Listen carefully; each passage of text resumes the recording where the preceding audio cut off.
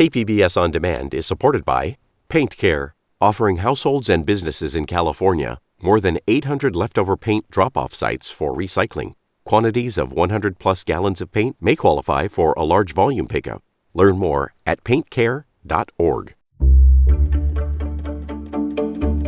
Good morning, I'm Tepe Cruz. It's Monday, June 23rd. San Diego's mayor says no to some additional spending on the city's budget. But will it stick? More on that next. But first, the headlines.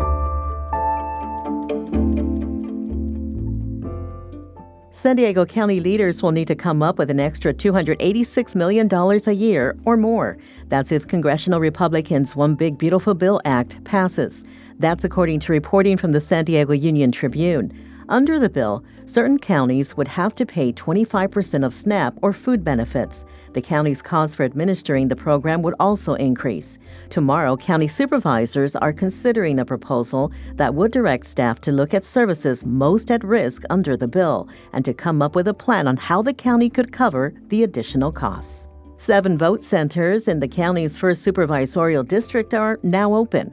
Imperial Beach Mayor Paloma Aguirre is running against Chula Vista Mayor John McCann to represent the first district on the county's Board of Supervisors. The vote centers are now open from 8 a.m. to 5 p.m. every day until June 30th. For a list of where the vote centers are located, go to kpbs.org. On Election Day, July 1st, 6 more vote centers will be open, and all of them will be open from 7 a.m. to 8 p.m. that day. Home prices in the county increased last month while sales dipped. That's according to the California Association of Realtors. Sales of single-family homes dropped by just over 7% from April. Sale prices increased by over 3%. The median home price is now at $1.05 million for an existing single-family home in San Diego County. From KPBS, you're listening to San Diego News Now. Stay with me for more of the local news you need.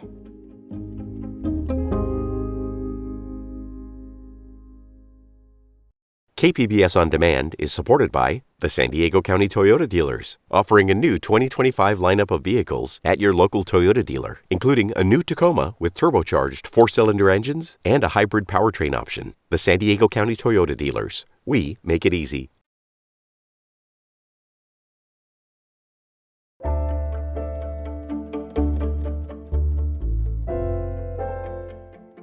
The San Diego City Council today will consider whether to override Mayor Todd Gloria's partial veto of the council's budget. Metro reporter Angie Bowen explains what's at stake. Last week, Gloria agreed to accept some of the council's additional spending on libraries, rec centers, and public restrooms. But he used his line-item veto power to block nearly $5 million in spending, including $1 million for brush management. The city has long faced a structural budget deficit, using one-time resources to cover ongoing expenses. Gloria says it's time for fiscal discipline. The council passed its preferred version of the budget with 7 votes. It only needs 6 to override some or all of Gloria's budget modifications. Andrew Bowen, KPBS News.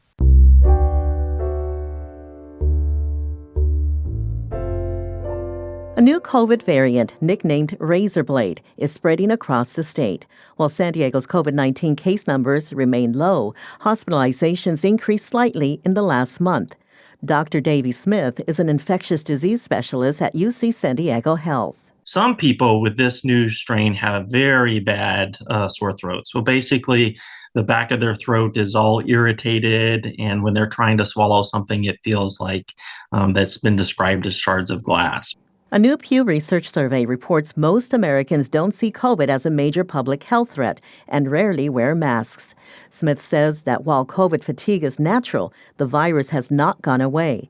Vulnerable groups like the elderly and immunocompromised are still at risk of hospitalization and death. Catholic and other faith leaders came together in San Diego Friday to support immigrants in honor of World Refugee Day. Reporter Jacob Ayers says they spent a few hours in downtown courtrooms where deportation hearings were taking place. A group of leaders from Catholic and other faith traditions observed court proceedings in the federal building. There, they say they provided prayers and presents for immigrants, refugees, and asylum seekers during their court appearances. Imam Taha Hassan is one of a few local religious leaders who joined the Catholic clergy in a show of unity. We preach and talk about justice and love and compassion and all that stuff. Now it's time for us to show these principles and these values on the street. Our Lady of Guadalupe church pastor Scott Santa Rosa says he did not see any arrests. He heard 2 cases that were given a continuance. We saw ICE officers in the hallways with masks, and that was, of course, an intimidating presence. The Roman Catholic Diocese of San Diego Bishop Michael Pham says the diocese will continue to support immigrants at the federal building as needed. Jacob Ayer, KPBS News.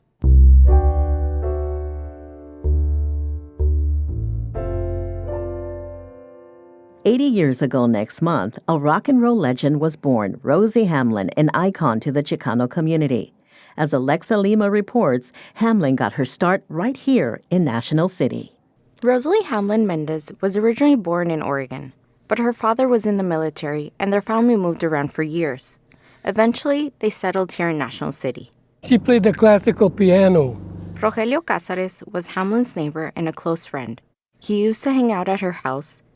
He didn't like classical music, but he liked listening to Hamlin. And her mother used to buy us beer when we were in high school to listen to Rosie play the classical piano.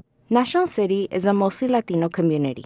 Gerardo Rios is a professor of Mexican American Studies and History at Southwestern College. He says this decade, the 1960s, was a time of social and political awakening for Chicanos and Latinos. Many in the community by the 1960s felt that it was a time for liberation, that it was a time to stake their own claim in American society, but more so build their own space.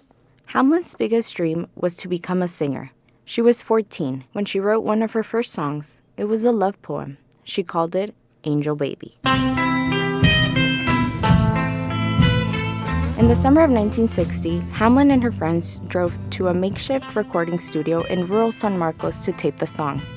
They went to the manager of a Kresge's department store in San Diego and asked if he would play the record in the listening booth. It was a hit. It's just like heaven. Teenagers who heard the song at Kresge's clamored to buy it. Hamlin and her friends got the attention of an employee at Highland Records. Soon after, they got a contract. They called themselves Rosie and the Originals. Angel Baby was put on regular rotation across the nation with DJs from San Isidro to New York City, from Seattle to Key Largo. 2 months after its release, it hit number 5 on the Billboard's Hot 100. It was the number 1 cruising song in National City, a song that changed popular music and reshaped Chicano culture. Cázares, Hamlin's childhood friend, had joined the Army and was stationed near Monterey, California. When I was at Fort Ord, Angel Baby came out. And so I said, hey, I know that girl. She's a friend of mine. Nobody believed me.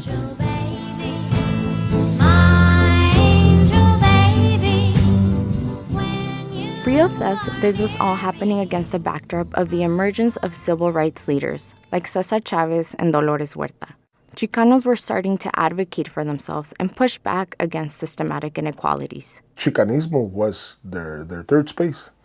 It was a space where they would thrive, where they would carve out their own destinies, where the people would look for greater communal affirmation, and where the people decided to stake a claim at autonomy. But Hamlin also had to confront the widespread misogyny and machismo Chicanas faced at the time. Women were expected to take traditional domestic roles. And when women did work, they earned significantly less than men for comparable work and experienced discrimination in the workplace. I'm sure it was very difficult times, because there was a lot of racism. Norma Cázares grew up in National City at the time when Angel Baby was a hit.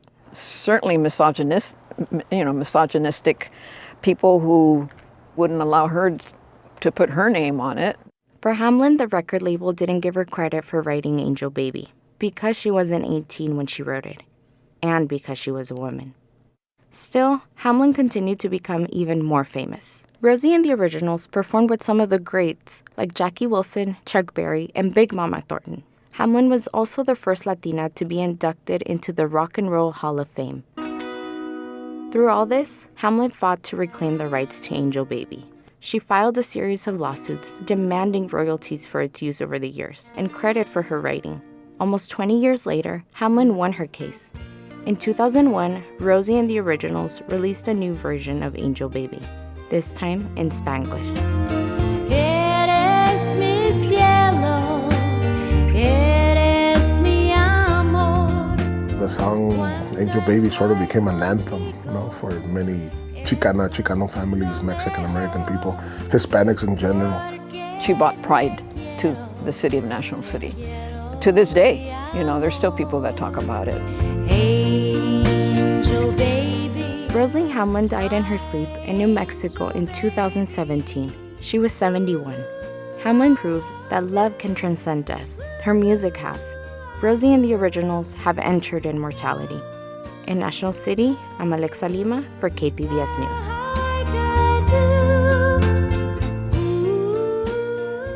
That's it for the podcast today. As always, you can find more San Diego news online at kpbs.org.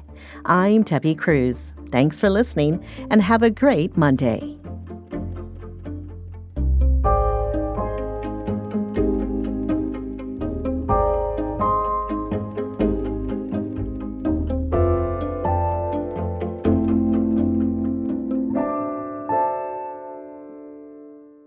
KPBS On Demand is supported by the National Conflict Resolution Center. Geopolitics, a divisive election year, and strained budgets are all topics that can create tension in the workplace. NCRC can help workplace leaders navigate polarizing issues with the Culture, Communication, and Conflict Certificate. More at ncrconline.com.